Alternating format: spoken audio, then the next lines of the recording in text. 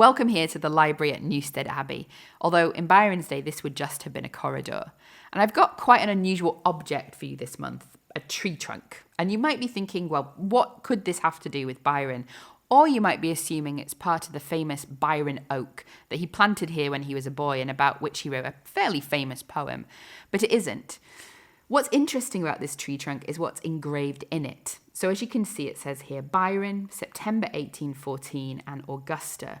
And there's a brass plaque that goes with the tree that gives us a little bit more information and tells us that this portion of the tree on which George Gordon, Lord Byron, engraved his and his sister's name on his last visit to Newstead Abbey was cut from the trunk in 1861 to preserve it from further decay.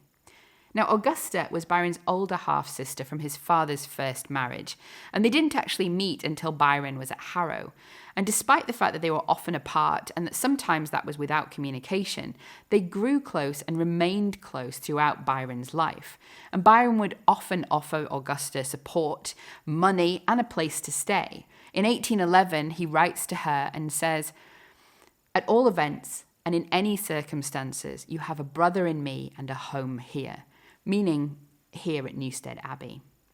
So Byron and Augusta visited Newstead together a couple of times. They were here twice in 1814. The first visit was in January and February when Augusta was pregnant, and they were snowed in here together. They visited again with Augusta's children in August and September, and that was actually Byron's last stay here at Newstead, and it's when he carved this into the tree, his name and that of his beloved sister. Now, we have information about what that visit was like because Byron writes about it in some of his letters, and it sounds like quite a peaceful domestic idyll. He says that he was here fishing, shooting, bathing, and boating, not quite the raucous parties he'd enjoyed as a younger man. It also sounds like maybe he was a little bit bored. He continues in that letter by saying that books there are few, and these I have read 10 times over until I am sick of them. And so I have taken to breaking soda bottles with my pistols, diving into the water and rowing all over it and firing at the fowls of the air.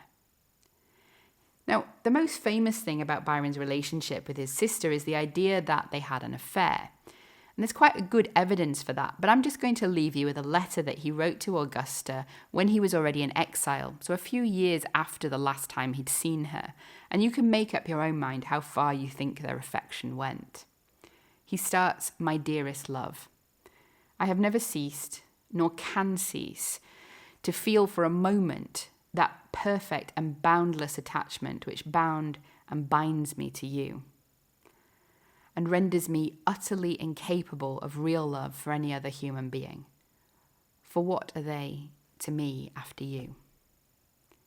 My own, we may have been very wrong, but I repent of nothing except that cursed marriage, and your refusing to continue to love me as you had loved me.